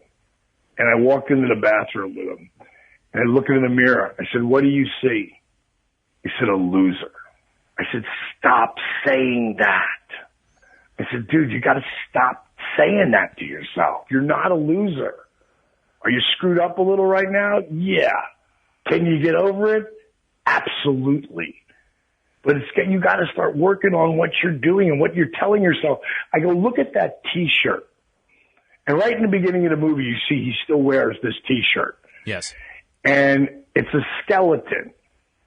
And it's a white shirt and a red skeleton. And he's got some kind of flag. And down the front of it in big letters, it says wasted youth. I said, you wear that shirt all the time. You also wear Charlie Manson stuff. I go, that's who you want to be? I go, wasted youth. I go, you're telling yourself that you wasted your youth. You wasted everything by wearing that shirt. That's the story you tell yourself. I go, what you should be wearing is failure is not an option. Never, never give up. My destiny is not, my history is not my destiny. That's the stuff you should be wearing. And he walked out of that room, walked upstairs, put on a completely different shirt, and came downstairs. Came downstairs with 3 different shirts. One was the Manson, and I can't remember what the other one was. He said, D, I'm throwing this out. I get it. You're right. I said, it's not I'm right, dude. I just want you to get it because I'm not right all the time at all. I just want you to see it from a different perspective, bro. That's it. And then you pick how you want to treat it. So as far as the guy did, we've been on camera forever. So it's not a really big deal. None of us get nervous about that. We just can act just ourselves, and plus again, we had 500 hours of film. Wow. To get down to 93 minutes. It's a lot of bonus footage you've got potentially. No, not potentially. Yeah. For the DVD. Yes. For the DVD. You know, right now anybody can go on iTunes and get the movie. And it's you can rent it or you can buy it. Surprisingly, like 70% of the people buy it because they want to show it to their friends. They want to show it to their family. What's really cool is we've been on the front page of iTunes, you know, since pretty much the second day. Yes. By the second day, we were number one in sports movies and in documentaries. Today, I think we're like 2 or 3 or 4 or whatever, but we're up on that front page every day. And the movie's been out for a couple weeks now. And it's about to go live on Google Play and Amazon and I forget who else, but that's going to happen like the second week of February. So that's really cool, you know, and if it's getting out there for the people to be able to see. Somewhere down the line, you know, Showtime or, you know, Netflix, I'm sure that's where we'll end up. But we will do a DVD probably in the next 60 days. And we have so much footage. And one of the things we did extra, myself, the director, Steve Yu, and Jake sat around like the directors do when they're, you know, they do when they talk about the movie and what they were making the movie. I love that stuff. I love the behind the scenes stuff of the behind the scenes. And you're going to see me and Jake and Steve talk about that entire movie. So after you've watched that a couple times, now you get to see that version of it, which would be really cool. And then we have so many other extended cuts that we couldn't fit into the movie. And we'll be putting all those on there. There'll just be a lot of extra footage. It's going to be a really amazing DVD. Before we wind this down, I did want to as well touch upon DDPY and just how much this has affected people that are still performers. And one very recent case is AJ Styles, who had a debilitating back injury a month ago. And here he goes, 30-plus minutes in the Royal Rumble this past week. We know Chris Jericho, who has just talked about this completely turning his career around. He's in the Rumble for 50 minutes this past Sunday. First of all, tell me about this, what you can share in regards to what AJ was going through and being able to do what he's done over the past month, going to the Tokyo Dome, and now here he is in the WWE, and you would have no idea this guy's back was in the state it was. You know, it's funny because I get, you know, Chris Jericho is my biggest supporter because he knows that I've helped him make millions of dollars and continue to live the dream. When Chris showed up, DDP Yoga, and I call it DDPY or both. So people, it's DDPY, not DDP Yoga, but DDPY, and that's why I want everyone to go with it. So I'm glad you mentioned that as the name. Jericho, you know, his career was over. He herniated his L4. I had ruptured my L4 and L5. So same injury, but even more extreme. And, again, for Chris Jericho, I showed him the video of Arthur Borman, disabled vet. 5 minutes later, and I sent it to him. 5 minutes later, he called me back. He said, D, you tell me what to do and I'll do it. I mean, whatever you tell me to do, I'm going to do it. And in 5 weeks, he was 85% pain-free. In 3 months, he was 100% pain-free and headlined against Punk at Mania in 2011. You know, and then at that point, he had completely, you know, he doesn't lift weights. He does no other cardio but DDPY. And that's the really cool part. When Jericho can go out there and do, like AJ, I'm sure he's still lifting weights and this is part of his toolbox, as I like to say. It's his preventative maintenance so that AJ Styles can work at the level that very few people have ever worked, you know, taking the impact on their body. But, Chris, Jericho had, sent me an email like he does with a lot of people saying, hey bro, this guy needs your help. Please help him out. Like anybody Jericho turns me on to, I help him immediately. I give him everything. But AJ, that's mostly to musicians. But AJ, being one of the boys, I'd take care of all the boys, you know, and the girls. Whoever wants my stuff, I just give it to them. And when I found out that AJ, needed help, I tweeted it, DM'd him, and said, "Hey, bros, here's my number. Call me." So he's right here in Georgia, so he can come to the house. Matter of fact, we are releasing today a video of AJ coming to the crib. Oh, cool. I should say to the PC, and just filming, that little workout that we had, and know what his feelings are about it. And I've been working with him at that spot, and I knew he was going to take this and really do it because he's like Chris Jericho, or he's like Dallas Page, where whatever it takes to hold back the hands of time. And what I could do for AJ right away was put him on the app. Now, anybody who's listening, you don't even have to pay for this part of it. Go get the app, DDP Yoga Now. It's on iTunes, excuse me, and it's on Google Play. And it's a free app. And here's the free part. The free part is you can do your own workouts if you've already got other DVDs of mine or whatever, and you can put the DVDs up on your TV, and you can hit the custom workout. The custom workout, if you have a Bluetooth heart monitor, will automatically track your progress. It'll track the time you worked out. It'll track the calories you burned. It'll track where you were in your fat burning zone and for how long.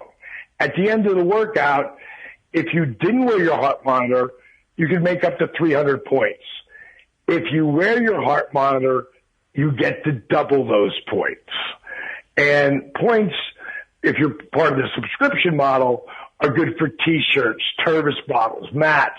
I mean, the top points we're working on will get you a weekend at the accountability crib. As you can imagine, that's a lot of points. But also part of the free part of the app is our whole tracking system. And anytime you start any kind of program, you should track it. So you see monthly where you are. So many people have, they think, oh, well, I haven't changed that much. I've only been doing this 60 days. Then they take their pictures on their 60 days and they compare them to day one and they go, oh my God, I'm really doing good. Again, the story you tell yourself. It just doesn't work for addicts. And, it works for everyone.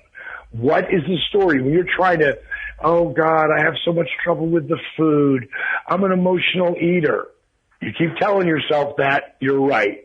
If you say you can and you say you can't, you're right. Everything you can change. It just takes work. If it was easy, everybody would be shredded in great shape. But it's not. It's hard. But it's the hard that makes it great. So with my app, DDP Yoga Now, we've got so you can take the 6 pictures, and I show you exactly how to do them with a silhouette. You can track your weight, track your measurements, track your pain ratio, track your blood pressure, track your blood sugar and your A1C for being diabetic. Now, every time you put that in every month and you track it, you get more points. So everybody, and the points, bing, bing, bing, bing, bing, are like a video game. And I was speaking in the colleges, KSU, Kennesaw State University, the last 2 nights. And I did a lecture and then I did a workout with the kids. And when I got to the point where on the video monitor and the points came up and bing, bing, bing, bing, bing, they realized it was a video game. They popped huge because everybody wants to play video games. Everybody wants to get more points. I also have a whole cooking section in there. Not where it just gives you recipes. We give you the recipes. We give you the directions how to make them and a video right next to that so you can watch me make it for you. We've also got videos up there in the DDP TV section. That's all inspiring stuff. Inspiring videos that will help you stay motivated and stay inspired on your journey. And then we've got the workouts. Now, the subscription part, which is the workouts, I've got everything in there from my classic workouts to my brand new, my DVDs that are for, you can invest in now on ddpyoga.com. Those DVDs are, those DVDs are all brand new. All the workouts are brand new. Plus, we've got DDPY for kids, ages 7 to 12. And those are amazing. I'm getting so many people, put up on, on Facebook or Twitter at Real DDP, at DDP Yoga, or our DDP Yoga one-word official site. It's got 150,000 people on it. Please go by there and like that. But so many people are putting pictures up of their kids doing the workouts with them, which is really amazing. And we also have, for people like your grandparents or your father and mother, maybe they're older, and their body's beat up, they're overweight. They can't go from the ground to the, to standing, or to standing to the ground, like Jake and Scott or Arthur Mormon. So I developed a whole series of workouts called Beginner around using a chair. And the coolest thing of all, and I'll be doing it in 50 minutes. Let me see exactly. Let me see what the countdown is. 57 minutes. I will be live coming from the Performance Center by myself. Normally I have a whole group of people behind me working out, people in front of me, the cameras. It's a live workout. This one's going to be one-on-one with DDP. Cool. And this is more of a upper intermediate advanced psycho workout, so that the people who have really been doing this for a while and they want to be challenged again, the guy who's 3 months from 60 years young is about to push their buttons. And of course, all of our live workouts, after the next day, they go into the queue, which means they go right into the queue of our workouts. Right now we've got probably about 40 workouts up there. And so you're never going to get bored. Next year at this time, we'll probably have 200 workouts up there. I know there'll be at least 150 because it's always changing, and I'm always changing it up. And all of this is coming from the DDP Yoga Performance Center, which is what I call the house that Shark Tank built. And we didn't get a deal on Shark Tank. What we got was exposure. I didn't offer the Sharks more than 5%, and I wasn't going to give them more than 5%. All I cared about, I didn't even want any money from them. I just wanted $1 and let them fight amongst themselves. But the show was like, the producers were like, well, if you don't need the money, we can't put you on the show. I said, I could use the money. We can't use the money. But what I asked for was $2,000 to start building an app. The app, DDP Yoga Now, that I'm telling you about, we are approaching $1 million. Wow. Cost. Again, the app that Shark Tank built. I just didn't put it on iPhone. Every time you add another device, you double the price, triple the price. So I put it on iPhone, iPad, Droid, and tablet, and your computer. So if something was going to cost me $10,000 to do, it just cost me $50,000. So this app, when you get on it, and like I said, everyone and anybody who works out, period, whether you subscribe to DDP Yoga Now or not, you should have this app because it does so many cool things, and it's just going to keep increasing. Coming in March or April, probably April, probably when I get back, it might be May, but that's the latest. What will be coming to the DDP Yoga Now app will be the DDP video wake up alarm clock, where I come up on your phone or your iPad, knocking on your screen, yo, monkey, get out of bed. Don't make me come in there. We've got a lot of funny videos we're going to be doing, a lot of inspiring videos. Because at the DDP Yoga Performance Center, where we film the cooking shows, where we film the workouts, we also have a 30-foot green screen that's 16 feet high. And when we add the flooring down, it comes out 20 feet. Well, that's where we're going to be doing a lot of the wake up alarm clock videos from. We've got a couple that we didn't use that, but we're going to be using a lot there so I can be anywhere coming to you to wake your ass out of bed, to get on the mat and do your DDPY now or else. That's fantastic. Well, final thing here before we let you go, and thank you so much for this time, Paige. I just wanted to get an update. It was about a year ago that you had a very unexpected issue with your throat. You were hospitalized. How are you doing close to a year after this staph infection you got in your throat? Well, it wasn't a staph infection. It was more of congestion down. My wife knows how to say it exactly. Okay. That's the one problem I don't have a problem. I feel freaking great.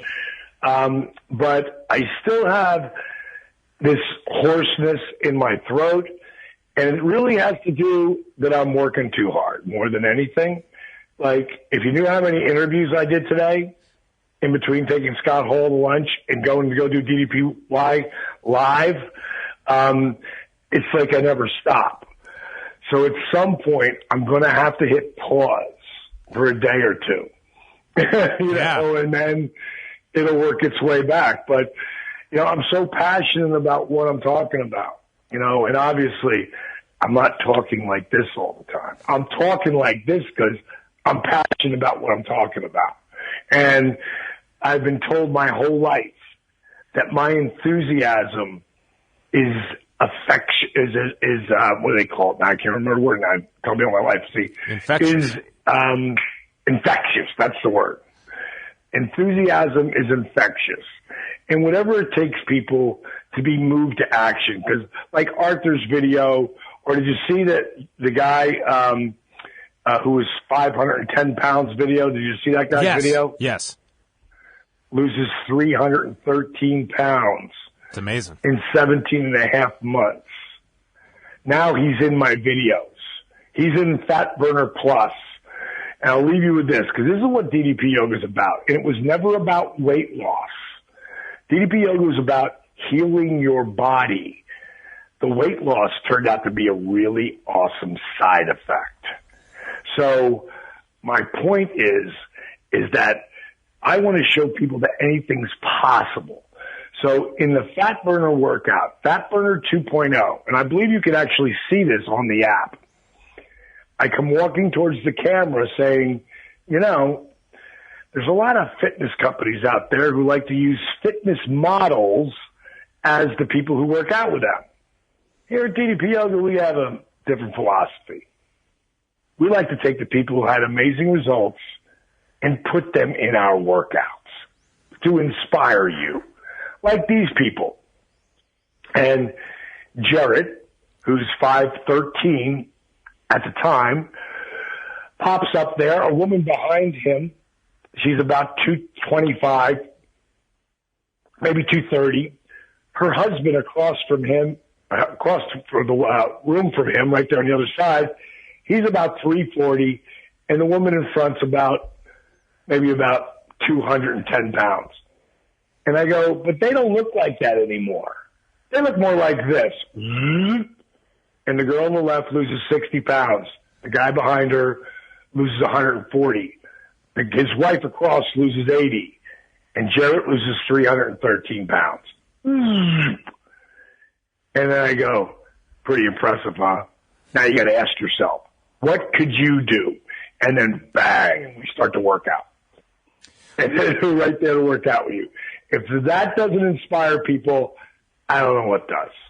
Well, the app is the DDP Yoga Now app that you can get on iTunes for your iPhone, iPad, just a simple search. And as he mentioned, it is free to download. And of course, The Resurrection of Jake the Snake. It is out on iTunes now, coming to Google Play and Amazon, as well as a DVD that will be coming out later this year. So much that you can get, and of course, DDPyoga.com is probably the best destination for everything related to DDPY and the documentary. And congratulations on the documentary and everything. Obviously, your passion comes through, Paige, and I can't thank you enough for stopping by and chatting with us at length here. My pleasure, man. Now, first, I want to send a shout out to the guy who made this possible. And I know he's related to you in some way, but Kevin from DDP Says Twitter. I found it very entertaining. You know, at Twitter, if you guys want to follow me, at Real DDP or at DDP Yoga, I saw this tweet that guy put DDP Says, and it was one of my quotes. And I go, what is that? So I pull it up, and he says on it, I am not Diamond Dallas Page. You know, I'm a fan of his work, love his inspirational stuff, and I'm just going to put quotes up here from time to time. And I started following him. And I was like, wow, this guy is really cool. I got to get a hold of him. And that's how we ended up. And he wrote a review because he's done a lot of editing and producing of documentaries. And he really put the movie over. Kevin really put it over. And, you know, and he said, no, you got to get on John.